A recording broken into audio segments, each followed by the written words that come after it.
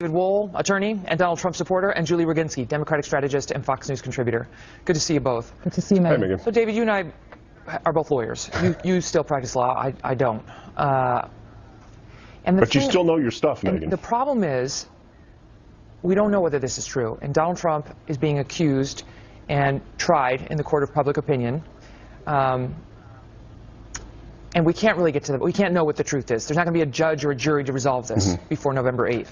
But if what these women say is true, then we're not just dealing with a flawed presidential candidate, we're dealing with a sexual predator. So how are the American people to make sense of that in the next 3.5 weeks?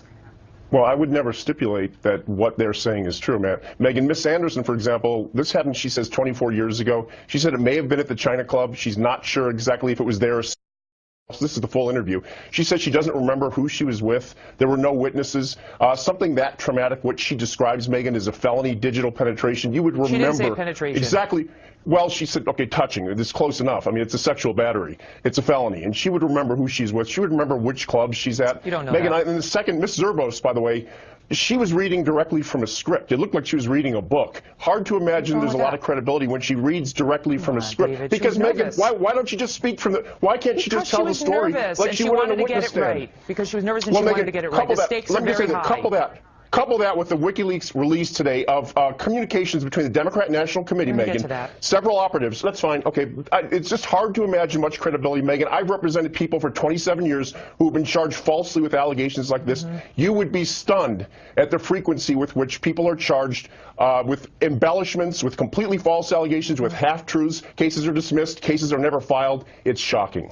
That is true. Julie, what he just said is true. I mean, women do make false claims. I mean, we've seen that over and over again. We look at the Duke rape case, right? And look at the thing, what happened on UVA. I mean, and they can go a lot further than these women have gone in the claims. But Donald Trump was the one who first told us he does this to women. Grab them by, right? He's the one who said it. And just kiss them without even asking. And now one by one, these women have come forward from decades ago. I mean, every decade is covered of his adulthood, saying, me too, me too, me too, in great detail. And if this is an orchestrated smear, it's one hell of an orchestrated smear.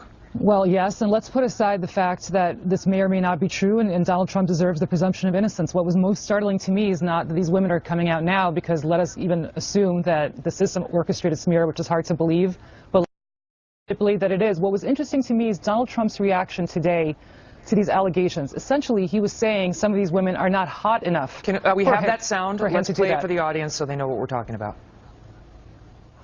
Take a look. You take a look. Look at her. Look at her words. You tell me what you think. I don't think so. When you looked at that horrible woman last night, you said, I don't think so. I don't think so. I was sitting with him on an airplane, and he went after me on the plane. Yeah, I'm going to go after. Believe me, she would not be my first choice, that I can tell you. Go ahead, Julie.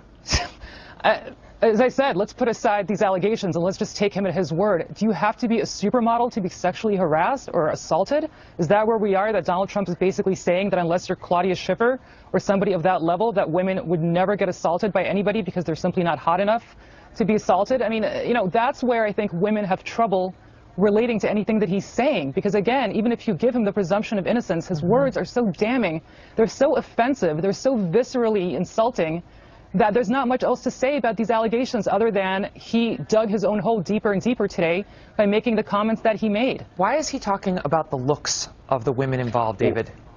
Well, when you hit Mr. Trump with a lie, with a slanderous, libelous allegation like this woman did, and that's his position, then he's going to hit back twice as hard, Megyn, and he doesn't hold back. By calling you ugly, that's the way he's going to handle it? Well, you know what? Compare what she said about what he did to what he said to her. There's no real comparison. Yes, it was kind of a teenage remark. I'd say I wouldn't counsel him to talk like that, but that's the way he is. He will hit you back twice as hard when you hit him with a non-truth, with an untruthful allegation, which that's his position, and so all bets are off. Does it give you any pause? I mean, because as I said at the top, we don't know which is true.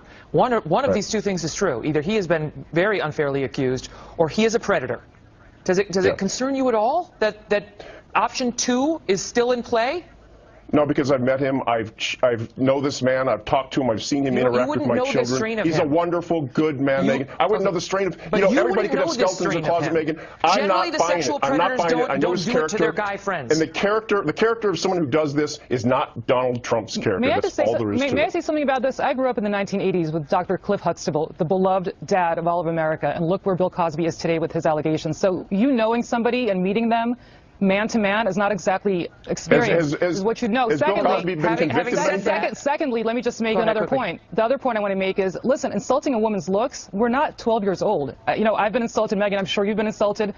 Insulting our looks is not something that's going to make us curl up in a ball and make us cry. If that's where he's coming back and hitting twice as hard, that's a damn bad defense, I have to say. I mean, what is that other than a schoolyard taunt that doesn't work on adult women? That's ridiculous. Listen, having said all that, listen, you have to keep in mind that he has no time to defend himself. He's out there trying to run a presidential campaign and has been placed in an impossible situation. Who placed him there?